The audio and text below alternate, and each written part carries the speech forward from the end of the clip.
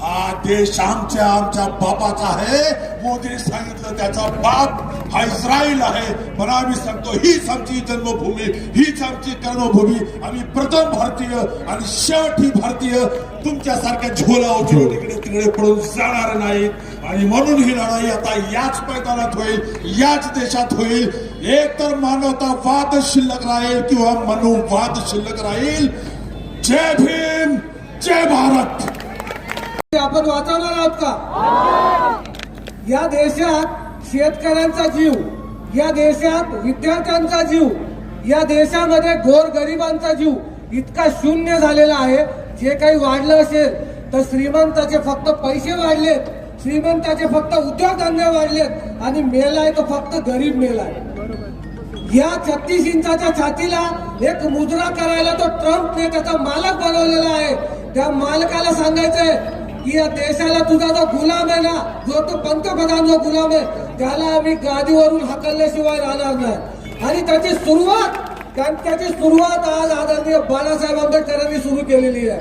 आणि ही सुरुवात पूर्ण भारतभर होणार आहे. तर या भारतभर, या सर्व भारतामध्ये मोदीला आम्ही खाली हाकलल्याशिवाय राहणार नाही. इतकंच बोलतो, इथेच थांबतो. जय भीम, जय बुद्ध, जय भारत. त्यानंतर मुंबई प्रदेशच्या महिला आघाडीच्या अध्यक्ष स्नेहल सोहनी हे आपल्या मनोगत व्यक्त करतात.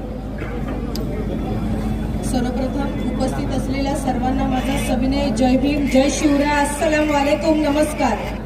खरं तर गेल्या काही दिवसापासून आपण सर्वच जण न्यूज चॅनल पाहत आहोत, सोशल मीडिया बघत आहोत आणि एप्स्टीन फाईलने सर्व सोशल मीडियावरती ज्या प्रकारचा धुमाकूळ घातलेला आपण बघतोय. ह्या एप्स्टीन फाईलमध्ये आपल्या देशातल्या प्रमुख लोकांची नावं आलेली आहेत. ही खरं तर भारताला शर्मेची बाब अशी वाटत आहे. ज्या ज्या इतर परदेशीय देशामध्ये तिथल्या प्रमुख लोकांची नावं त्या ठिकाणी आली, त्या लोकांवरती कारवाया झाल्या, त्यांच्या चौकशा लागल्या गेल्या, त्यांचे राजीनामे घेतले गेले. पण आजही आपल्या देशामध्ये कुठल्याही जबाबदारी यंत्रणेने पुढे येऊन कुठल्याही प्रकारचं स्टेटमेंट या ठिकाणी दिलेले नाहीये. भारतामधल्या तब्बल 3 लाख मुली गायब आहेत. 3 लाख मुली गायब आहेत. ह्या उद्या चालून कुठल्या आयलंडवरती भेटल्या तर ह्याचं आश्चर्य आपल्याला वाटलं नाही पाहिजे. कारण जर या देशाचा प्रमुख, जर या देशाचा रक्षकच जर भक्षक बनत असेल तर प्रश्न विचारायचा कुणाला? आज या ठिकाणी बाळासाहेब आंबेडकरांच्या माध्यमातून अनेक सामाजिक संघटना असतील, विविध संस्था असतील, त्यांच्या माध्यमातून हे आंदोलन आपण या ठिकाणी घेतलेलं आहे. आणि या मोदीला आणि इथल्या व्यवस्थेला ज्यांची नावं या प्रकरणामध्ये आलेली आहेत त्यांना प्रश्न विचारण्यासाठी आपण या ठिकाणी उपस्थित झालेलो आहोत. ज्या वेळेला वंचित बहुजन आघाडीचे पदाधिकारी, कार्यकर्ते या आंदोलनाचे जनजागृती करत होते, त्यावेळेला आम्हाला इथल्या पोलिसांनी आमच्यावरती दडपशाही करण्याचा प्रयत्न केला, आम्हाला थांबवण्याचा प्रयत्न केला. पण हे आंदोलन इथल्या लोकांच्या मनामधलं आंदोलन आहे. इथल्या मुंबईकरांनी, जे सर्वसामान्य लोक होती, त्या मुंबईकरांनी त्या पोलिसांना प्रश्न विचारले, त्यांना थांबवलं. आज बाळासाहेब आंबेडकरांच्या माध्यमातून आपण या मोदीला सवाल विचारायला आलेला आहोत.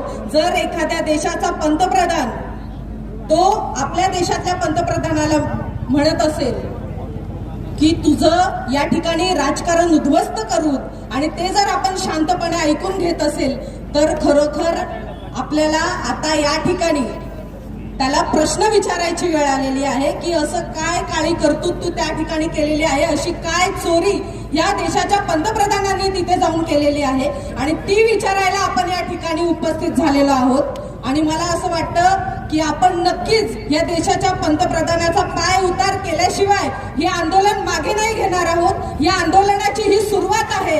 आपल्याला हे आंदोलन संपूर्ण भारतभरामध्ये घेऊन जायचं आहे. आणि ज्यांनी त्या महिलांवरती अन्याय असेल, त्या लहान मुलींवरती अत्याचार केलेला असेल, या लोकांना आपल्याला ताकदीने प्रश्न विचारायचे आहेत. आणि हे विचारण्यासाठी आपण इथे उपस्थित झालात त्याबद्दल मी तुमच्या सर्वांचं आभार मानते आणि या ठिकाणी थांबते. धन्यवाद. जय भीम. मागच्या एक 20-25 दिवसांपासून जेफ्री एप्स्टीन आणि नरेंद्र मोदी यांचं नातं काय हे जर खुल्या ह्याच्यामध्ये पण बोलत असेल तर वंचित बहुजन आघाडी आणि आमचे नेते श्रद्धेय बाळासाहेब आंबेडकर साहेबांनी पत्र लिहिलं. त्या पत्राला उत्तर आलं नाही आणि मग मुंबईतल्या सामाजिक संघटना समविचारी पक्ष यांनी एक मीटिंग घेतली आणि आज या आंदोलनाची सुरुवात झालेली आहे. याच्यानंतर साहेब आपल्या सर्वांना काही मार्गदर्शन करतील, आदेश देतील. आपण ते मुंबईभरामध्ये, महाराष्ट्रभरामध्ये या आंदोलनाला पुढे घेऊन जायचंय. कारण की जेफ्री एप्स्टीन आणि आपल्या देशाचे पंतप्रधान नरेंद्र मोदी आणि इथले बिझनेसमॅन यांचं नातं काय आहे हे कोणीच दाखवण्याचा प्रयत्न केला. आपण 7 फेब्रुवारीच्या अगोदर बघितलं तर फक्त रील्स यायच्या, रील्स. रिअल मध्ये तर कोणीच बोललं नाहीये. आणि आज आपण सर्वजण मुंबईच्या या प्रमुख या जंक्शनला त्याच्यावर बोलण्यासाठी, त्याच्यावर प्रकाश टाकण्यासाठी सर्व उपस्थित आहात. भविष्यामध्ये सुद्धा आपण सर्वजण अशीच उपस्थिती दर्शवाल ही आपणास या मुंबईच्या अध्यक्ष या स्थानातून विनंती करतो. इथेच थांबतो. आपण सर्वांनी साहेबांचं मार्गदर्शन ऐकायचं आहे. जय भीम. धन्यवाद. या आंदोलनासाठी मंचावर उपस्थित आदरणीय बाळासाहेब आंबेडकर, सर्व सहकारी आणि समोर जमलेले माझे सर्व कार्यकर्ते, बंधू भगिनींनो,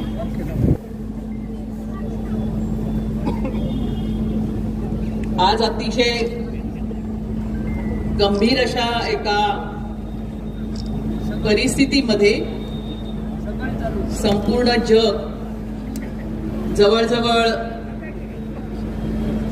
एका महाभयंकर महायुद्धाच्या काठावर उभा आहे. 2-3 दिवसांपासून आपण ऐकतो आहोत की मोदी ज्यांच्याकडे जाऊन नाच करत होते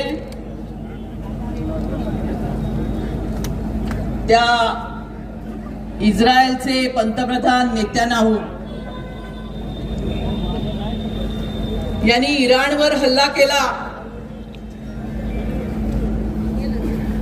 आणि एका महाभयंकर विनाशाच्या खाईमध्ये संपूर्ण जगाला लोटलेला आहे.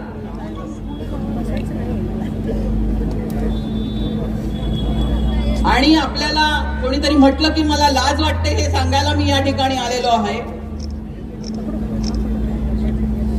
तर लाज कशाची वाटते आपल्याला की ज्या ठिकाणी युद्ध झालं, ज्यांनी युद्ध केलं त्या देशामध्ये युद्ध सुरू होण्याच्या 24 तास आधी आपला पंतप्रधान नेत्यानाहूला गळ्यात गळे घालून भेटत होता.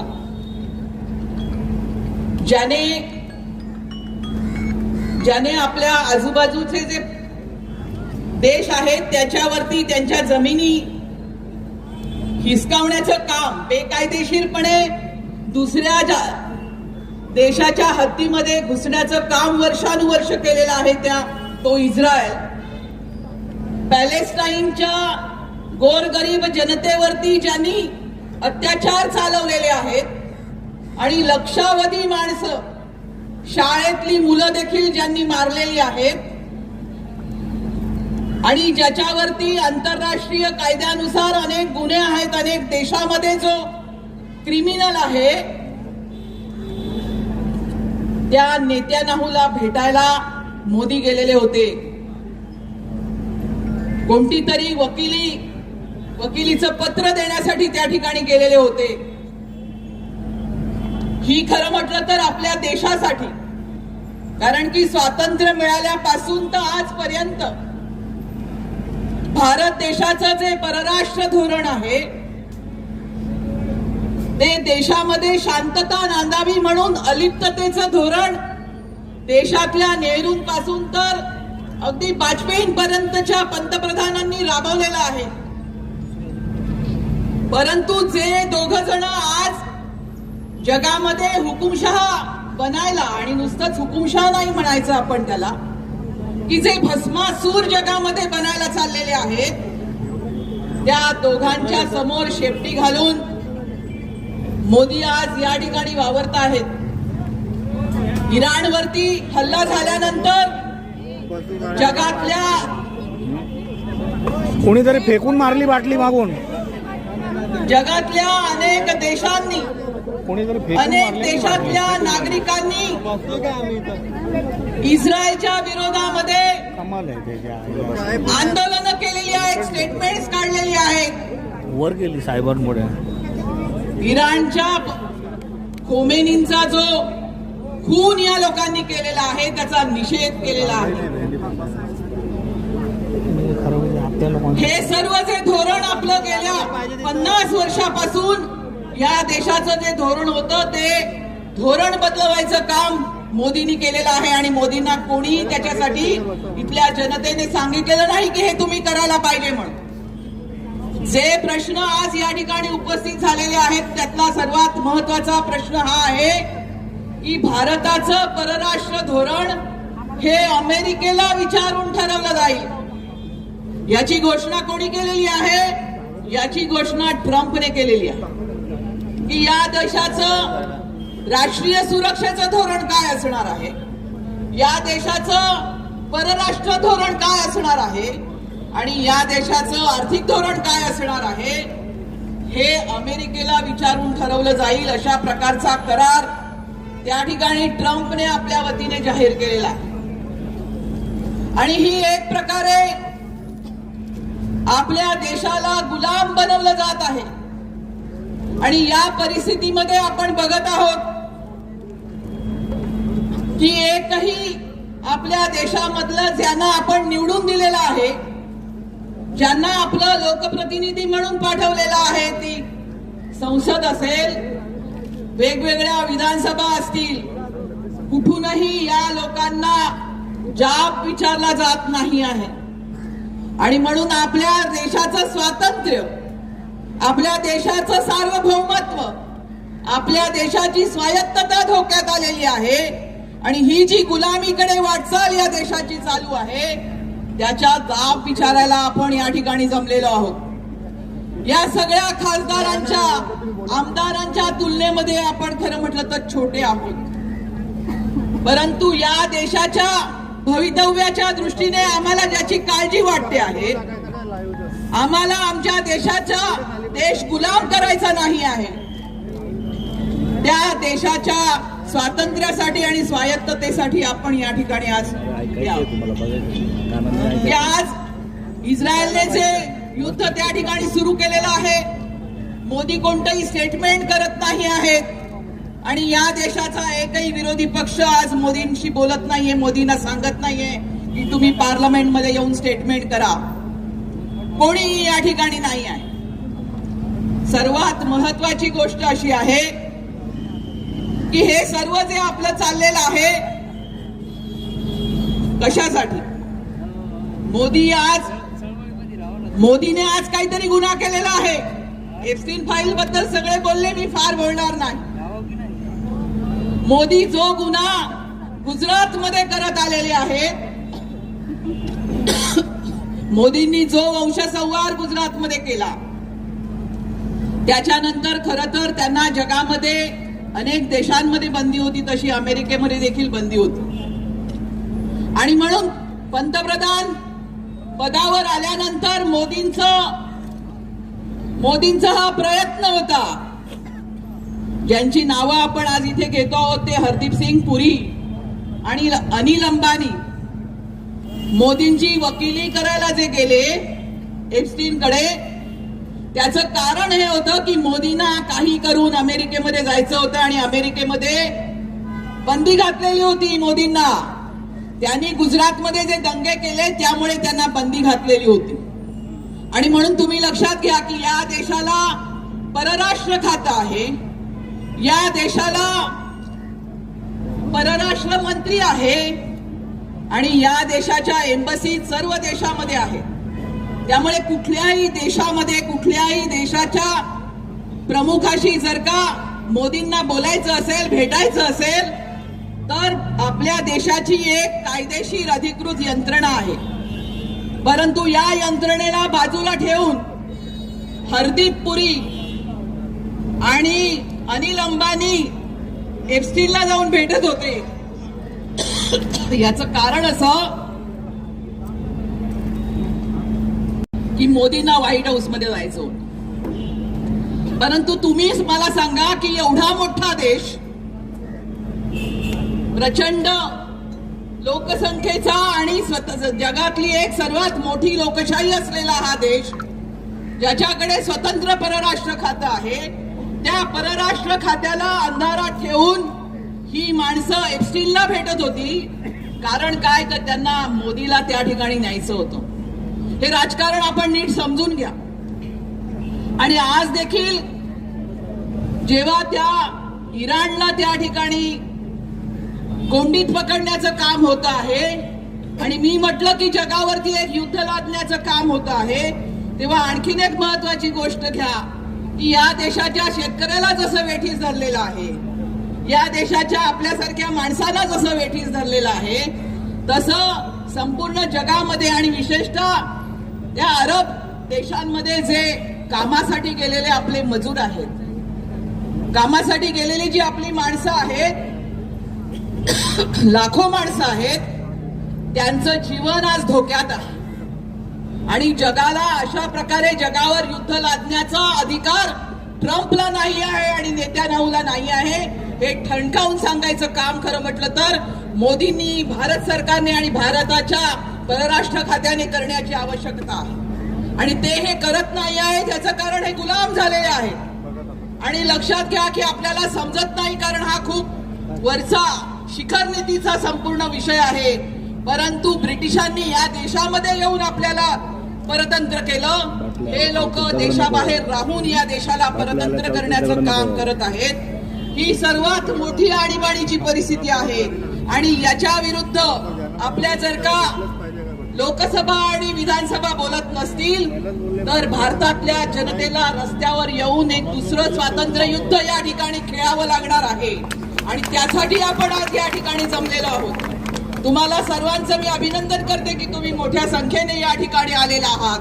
आणि ही लढाई इथे संपत नाही, ही लढाई आज सुरू झालेली आहे. आणि याची ठिणगी देशामध्ये कानाकोपऱ्यामध्ये आपल्याला घेऊन जायची आहे. एवढंच आवाहन या ठिकाणी करते आणि मी आपली रजा घेते. जय भीम. एक त्या अमेरिकेतला माणूस दुसऱ्या अमेरिकेतल्या जेफ्री एप्स्टीनशी म्हणतो की मला मोदीजींची भेट घडवून द्या. जेफ्री एप्स्टीन सारखा माणूस ज्याच्यावरती बलात्काराचे, हत्येचे गुन्हे दाखल आहेत, ते नरेंद्र मोदी साहेबांची भेट घडवून आणणार. आज जर तुम्ही आणि मी या देशाचे नागरिक, आम्ही जर म्हटलं पंतप्रधान महोदय आम्हाला भेटायला यायचंय, आमचे विषय आहेत, येऊ देणार का भेटायला? पण जेफ्री एप्स्टीन भलत्याच कुठल्या तरी माणसाशी मोदींची भेट घालवून देऊ शकतात.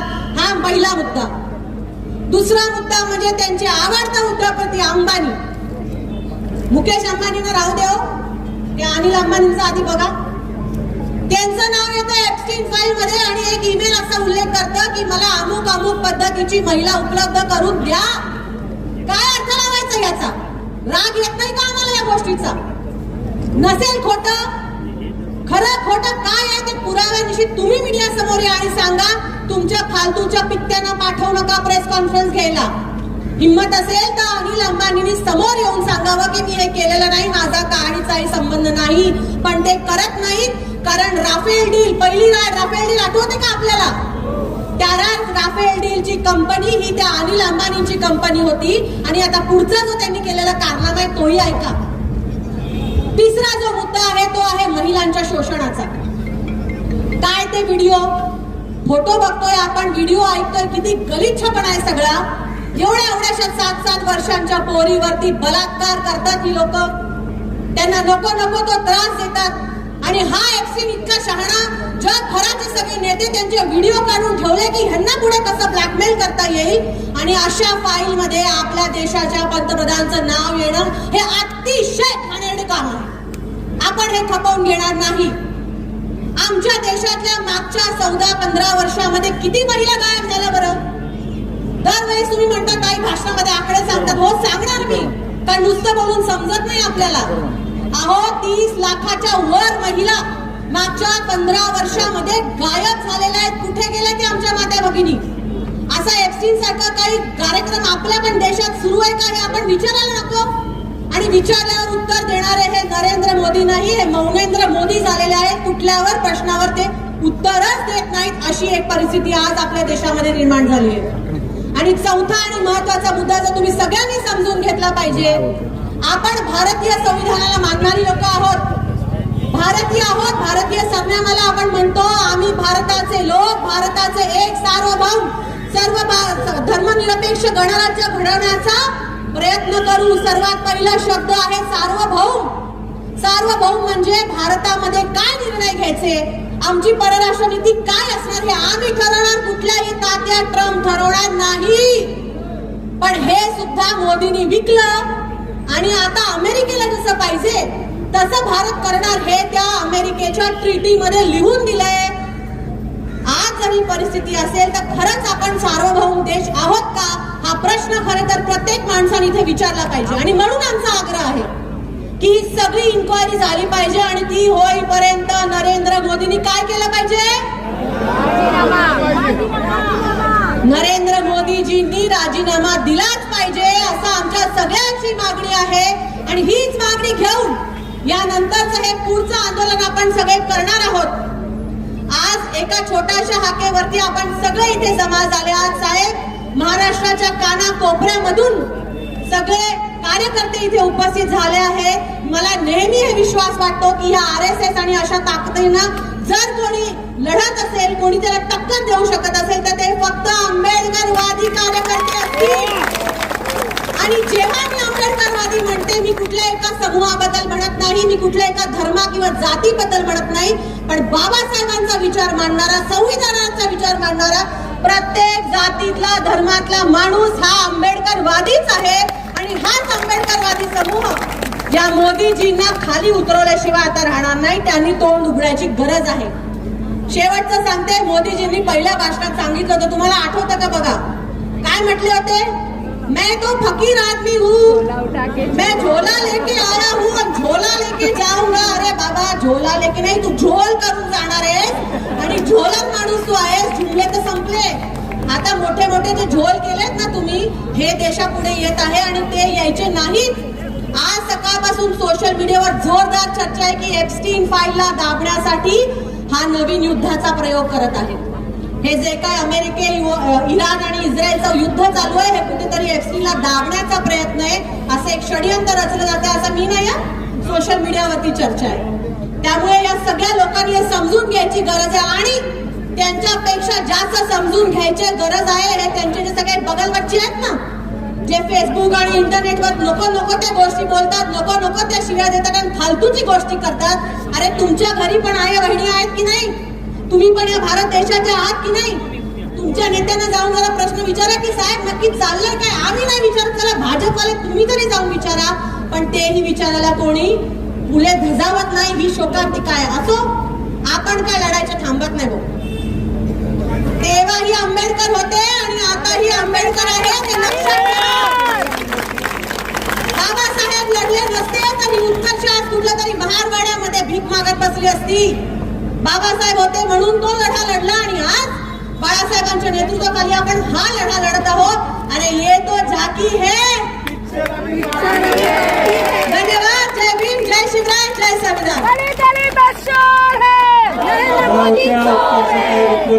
आता मी दुसऱ्या फायर ब्रँड नेत्या दिशाताई पिंकी शेख यांना विनंती करतो की त्यांनी त्यांच्या पद्धतीने मोदीचा समाचार घ्यायचा.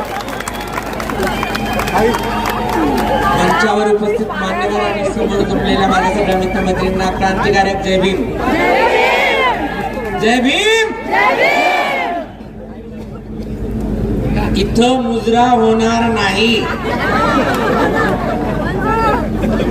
नरेंद्र मोदीचा ट्रम्प डोनाल्डच्या जनानखान्यातून बाहेर काढून करेक्ट कार्यक्रम केला जाणार आहे. आम्ही देशाच्या संसदेत सरकार चालावी म्हणून नरेंद्र मोदीला निवडून दिलं होतं.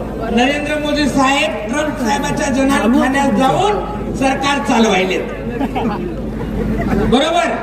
उद्या काय शिमगा. बरोबर. गावातला शोषित, वंचित, पीडित समुदाय उद्याच्या दिवशी गावातल्या सगळ्या प्रस्थापितांच्या विरोधात काय करतो, वोट टाकतो. मी म्हणेन नरेंद्र मोदीच्या नावानं तुम्ही काय करायचंय, नरेंद्र मोदीच्या नावानं हा आवाज संसदेपर्यंत गेला पाहिजे. ही बॉम्ब संसदेपर्यंत गेली पाहिजे. कशी? नरेंद्र मोदीच्या नावानं.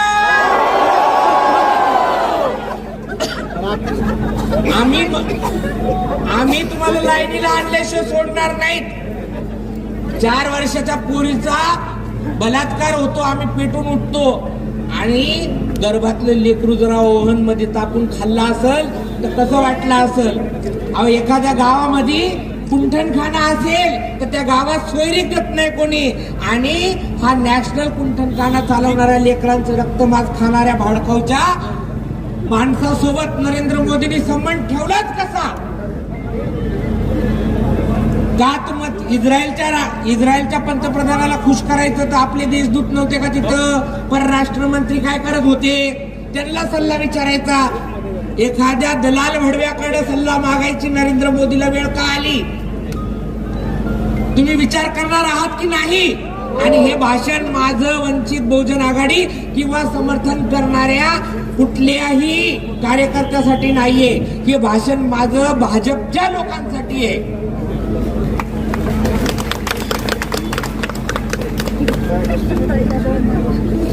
मध्ये एक उत्तर भारतातली केस होती की बीजेपीच्या कार्यकर्त्या स्वतःच्या मुलीचा वरच्या ज्येष्ठांना खुश करण्यासाठी वापर करत होते, अशी बातमी आहे. तुम्ही हा धंदा लावलाय का मला सांगा? आमच्या लेकी बाळीची आबरू विकून तुम्ही ट्रम्पला खुश करणार आहेत का? इस्रायलला खुश करणार आहेत का? हा राग तुमच्या मनामध्ये आला पाहिजे. आणि जर येत नसेल तर तुम्ही भारताचे प्रशासक म्हणून शंड आहात. तुम्ही एक प्रेस घेऊ शकत नाही, स्पष्टीकरण देऊ शकत नाही, तुमची लायकी नाही. नरेंद्र मोदी साहेब, आता आम्हाला कळतंय तुम्ही घर सोडून 35 वर्ष जंगलात का काढले. तुम्ही 35 वर्ष माणसात राहायच्या लायकीचेच नव्हते. तुम्ही एकाही परिस्थितीला फेस करू शकलेले नाहीयेत.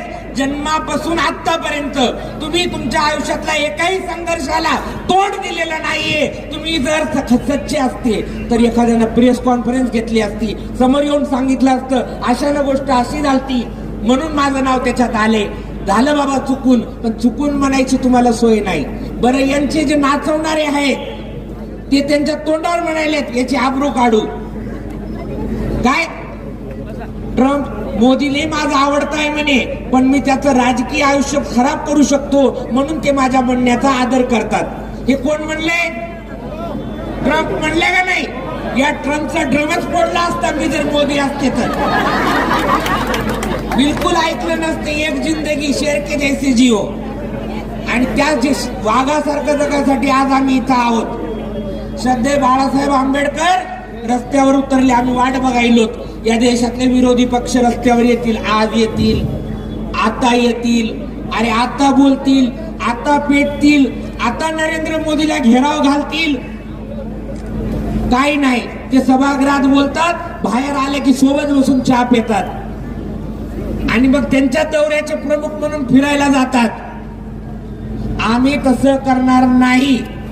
एक फोटो, आता तर चॅट जीपीटी खोटं बोलायला लागले. इकडे नाही, इकडे 15 दिवसापूर्वी जे चॅट जीपीटी फोटो दाखवित होतं ते चॅट जीपीटी आता म्हणते याच्यात सत्यता नाही.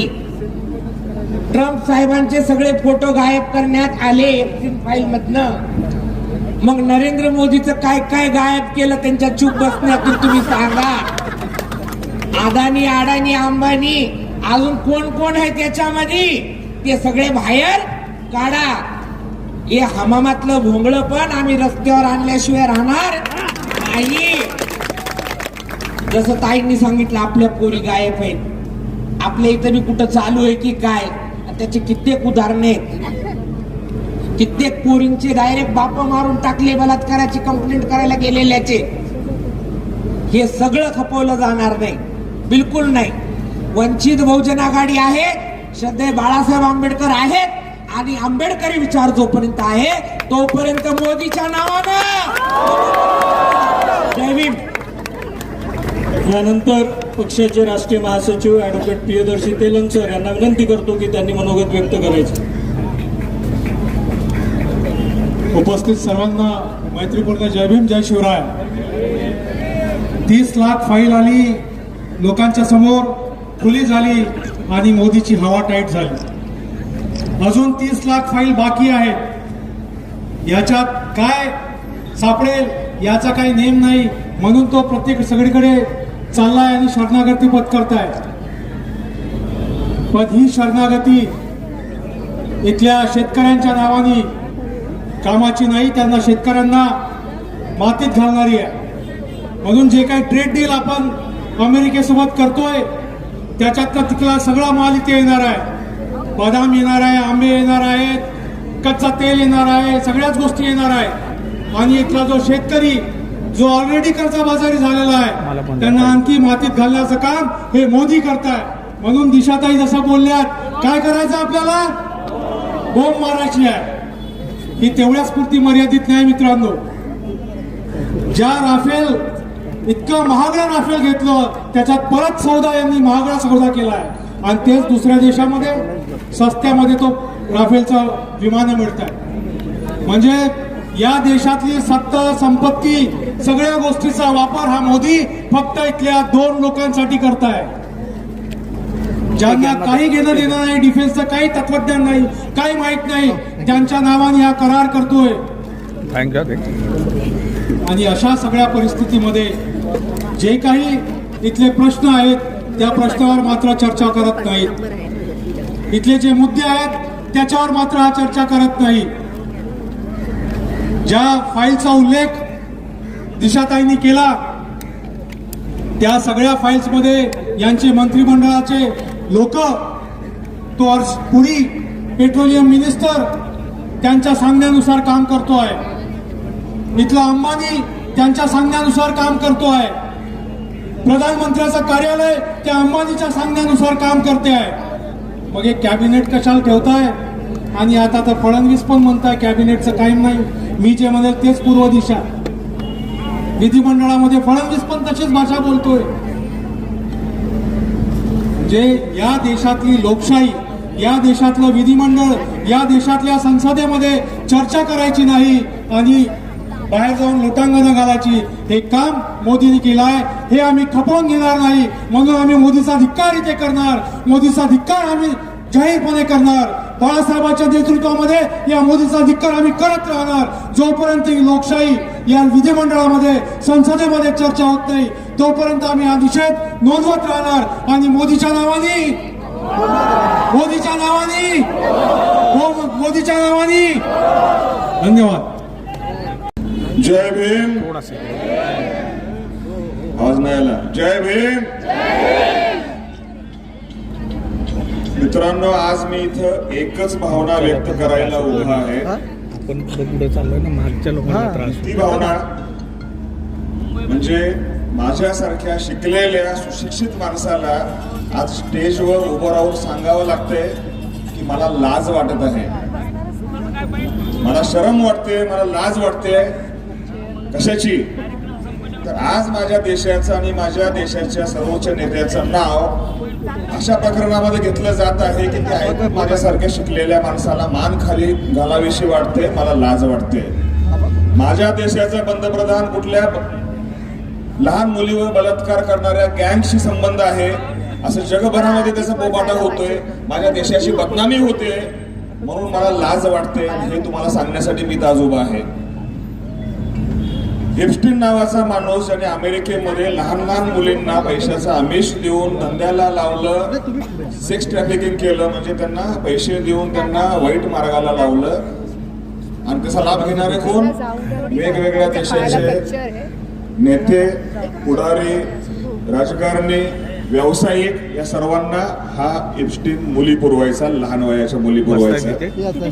आणि या एप्स्टीनच्या जे काही कबुली जबाब आहेत त्या सर्व फाईलमध्ये आपल्या भारताच्या देशाच्या नेत्यांचं नाव यावं यासारखी आपल्या दुर्दैवाची आणि शर्मेची गोष्ट कुठली? तर मला एप्स्टीन न केलं त्याची लाज वाटत नाही, पण त्याच्या फाईलमध्ये माझ्या नेत्याचं नाव आलं, देशाच्या पंतप्रधानाचं नाव आलं, याची मला लाज वाटते.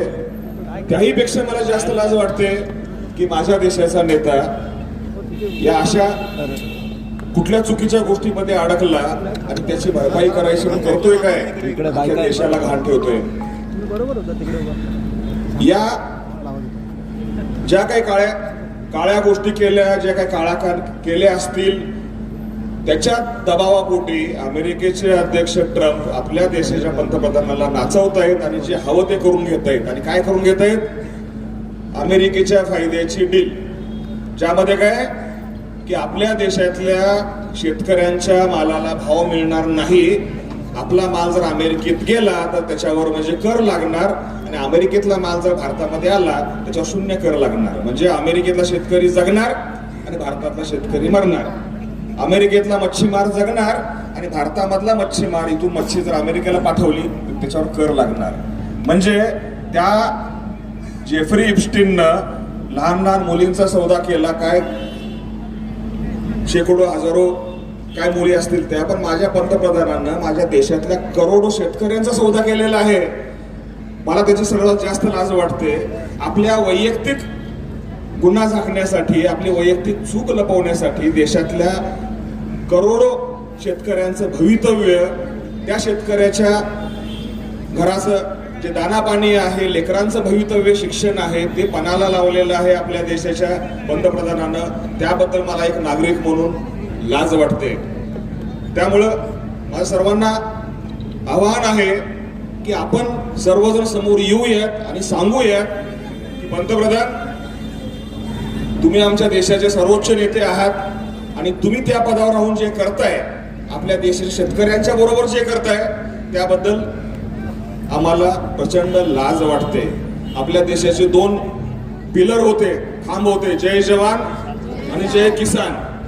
आता मोदींनी शेतकऱ्यांना तर अमेरिकेला विकलंच आहे. सैन्यासाठी काय केलं? सैन्यासाठी की ज्या पाकिस्तान बरोबरच्या युद्धामध्ये विमानं पडली असं अमेरिका सांगते, युरोपमधले देश सांगताय, सर्व जग सांगतंय, आपले पंतप्रधान बोलत नाहीत. म्हणजे जे विमानं युद्धात टिकतील की नाही गॅरंटी नाही, अशी विमानं खरेदी करण्यासाठी परत काही लाख कोटी आता मंजूर केले आणि त्या विमानांची खरेदी होते. का? तर स्वतःच पाप झाकण्यासाठी त्यांनी शेतकऱ्यांचा बळी दिला. इकडे आता जवानांचा बळी देत आहेत की ज्या विमानांची विश्वासार्हता सिद्ध झाली नाही त्याच्या खरेदीसाठी लाखो करोड रुपये ते खर्च करतायत. त्यामुळे आपल्याला आपल्या पंतप्रधानांना सांगायचंय की बॉस, आम्हाला एकेकाळी अभिमान होता, पण आता आम्हाला तुमची लाज वाटते.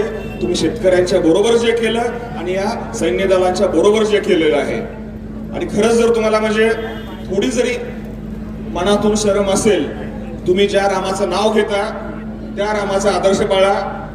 सीतेनं अग्निदिव्य दिलं होतं. तुम्ही थोडी 1% जरी लाज असेल तर आपल्या पदाचा राजीनामा द्या, खुर्ची खाली करा आणि दाखवा तुमचा अग्निदिव्य. एवढीच भावना मी आज व्यक्त करतो. धन्यवाद. जय भीम. यानंतर श्रमिक युनियनचे कॉम्रेड मिलिंद रानडे सरांना विनंती करतो की त्यांनी आपल्याशी संवाद साधायचा. जय भीम.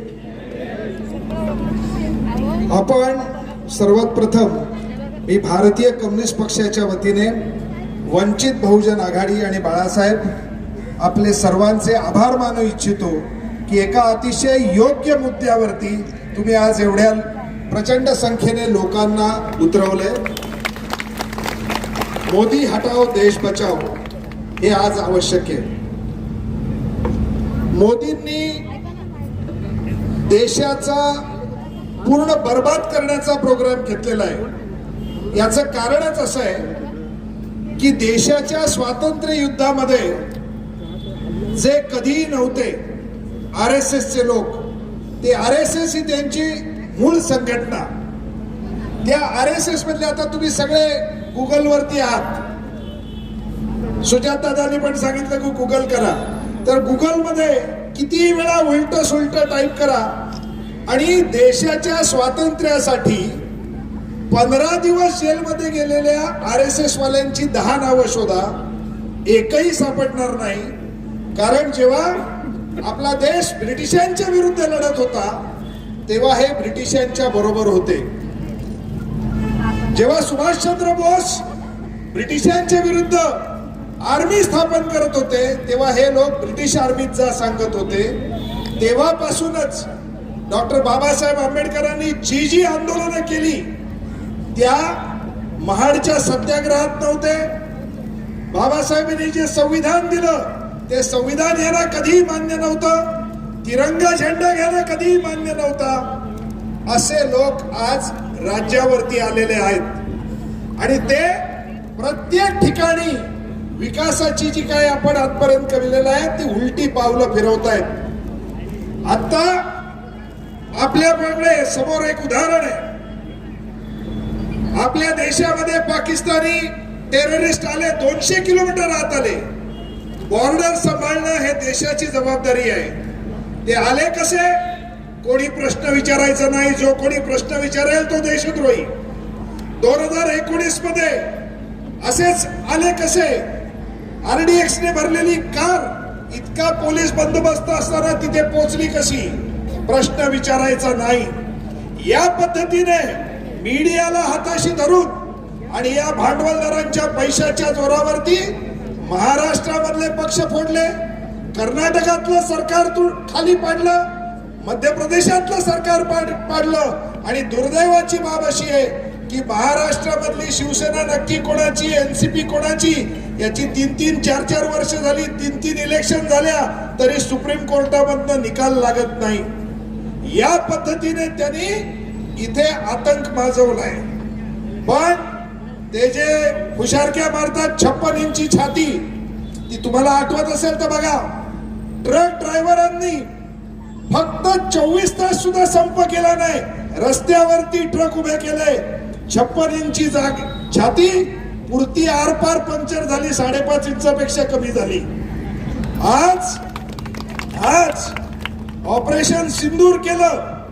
त्याच्याबद्दल मिलिटरीचे लोक सांगतात की आमची विमानं पडली कारण आमचे हात बांधले गेलेले होते. असं हे सरकार आहे.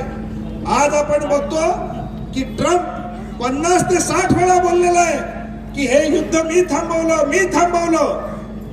आमची एवढीच इच्छा आहे. आम्ही तुमचे राजकीय विरोधक आहोत, पण तुम्ही या देशाचे पंतप्रधान आहात. तुम्ही कधीतरी थोडी तरी डेअरिंग दाखवा. तुम्ही डेअरिंग दाखवली तर या देशाचा सन्मान होईल. काय सांगा, हा ट्रम्प खोटं बोलतो एवढं एक वाक्य टीव्ही वाले तुम्ही कधी ऐकलंय का त्यांच्या तोंडून? ह्या बिचाऱ्यांची काय चूक?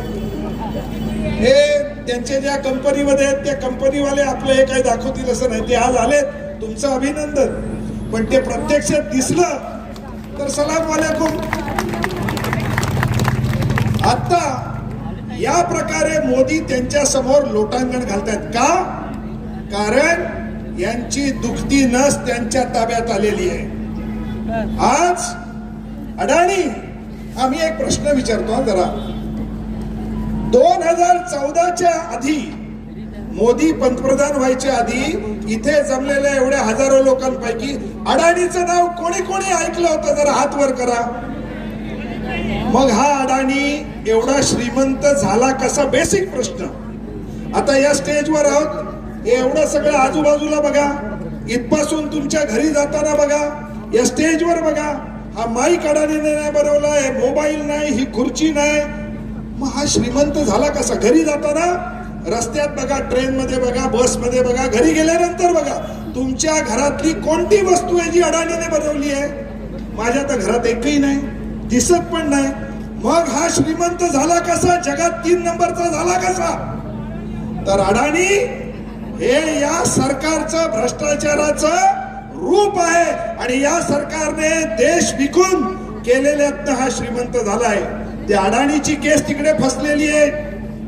अडाणीला काही झालं की ह्यांचा जीव खालीवर. आणि आता युद्धाचे सगळीकडे परिस्थिती असताना मोदी साहेब इस्रायलला गेले. का गेले?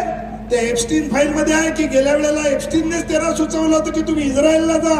आणि काय ते इथे लिहिलंय ना या महिलांनी, कुठेतरी होतं बघा, घुंगरू बांध मोदी नाचारे. तो गेल्या वेळी नाचले, यावेळी दुसऱ्यांदा नाचले. आज यांच्या विचार जे आहेत, यांचे विचार हिंदुत्ववादी पेशवाईतले मनुस्मृतीवाले आहेत. तेव्हा पेशवाईचं एक उदाहरण मला यांच्यासाठी एकदम परफेक्ट. पेशवाईमध्ये एक वाक्य तुम्ही ऐकलेलं असेल, काका मला वाचवा, काका मला वाचवा. आता ट्रम्प काका मला वाचवा हे सांगायला इस्रायलला गेलेत. इस्रायलकडे वकील पत्र द्यायला गेलेत की ट्रम्प काकाला सांगा मला वाचवा, मला वाचवा, हरदीप पुरीला वाचवा, याला वाचवा, त्याला वाचवा. अरे यांनी आपल्या स्वतःच्या प्रेमात, आम्ही कॉलेजमध्ये असताना एक गाणं होतं, फार चांगलं गाणं होतं, मैं तेरे प्यार में पागल पागल असं ते गाणं होतं. मोदींच्या राज्यात मैं मेरे ही प्रेम में पागल पागल पागल असं झालेलं आहे. स्वतःच्याच प्रेमात पडलेला हा माणूस आहे. आणि यांनी जी प्रतिभा स्वतःची उभारलेली आहे ती, ट्रम्प सांगतो की मी याचं पॉलिटिकल करिअर बर्बाद करेन. अरे देशाचा पंतप्रधान आहात तुम्ही. या देशामध्ये 47 साल पासून आपण पॅलेस्टाईनचा देश हा एक वेगळा देश आहे आणि त्याचा अधिकार मान्य केलेला होता. यांच्या तोंडून पॅलेस्टाईनच्या अधिकाराबद्दल एक शब्द निघत नाही. गाझामध्ये पूर्ण शहर उद्ध्वस्त केलं इस्रायलने, त्याच्याबद्दल शब्द निघत नाही. हे भेकड आणि भित्रेपणाचं लक्षण आहे. आणि हे भित्रे तर पूर्वीपासूनच आहेत. आज ते असं वागतायत याचं कारण हे ज्या संघटनेत आले त्यांचं एकच काम आहे, रिकाम्या मैदानात हातचड्डी घालून काट्या फिरवायच्या. आणि म्हणून त्याच्यासाठी लागणारा वैचारिक हिम्मत, वैचारिक पात्रता नाही, काय म्हणतात, वैचारिक दृष्टिकोन नाही, हिम्मत, वैचारिक हिम्मत यांच्यामध्ये नाही. मी एक शेवटची छोटीशी 1 मिनिटाची गोष्ट सांगतो आणि थांबवतो. एका सिव्हिणीने एका कोल्ह्याला खाल्लं, कोल्हिणीला खाल्लं आणि त्या कोल्हिणीचं एक छोटं पिल्लू होतं. त्या सिव्हिणीला वाईट वाटलं की हे एवढं छोटं पिल्लू कुठे खायचं, म्हणून ती सिव्हिण आपले जे बछडे होते त्यांच्या बरोबर ह्याला पाळायला लागली, दूध पाजायला लागली. तेही जरा मोठं होत होतं. एक दिवशी हत्ती आला. त्या सिव्हिणीचे जे बछडे होते ते हत्ती बघून गुरगुरत गेले करत. हे पण त्यांच्या बरोबर गेलं. त्या हत्तीला बघितल्यानंतर हे परत आलं आणि आईला विचारलं की आई, मी माझ्या बाकीच्या भावंडांसारखा अंगावर गेलो होतो पण त्याला बघून मी घाबरलो, मी परत आलो, असं काय झालं? आई म्हणते, बेटा तू ओरिजिनली ज्या खानदानातला आहेस ना त्या खानदानात हत्तीची शिकार करत नाहीत म्हणून तू घाबरला. तेव्हा मोदी सरकारने आपला देश गहाण ठेवलेला आहे याचा मी भारतीय कम्युनिस्ट पक्षातर्फे निषेध करतो आणि मी आपली रजा घेतो. जय भीम, लाल सलाम.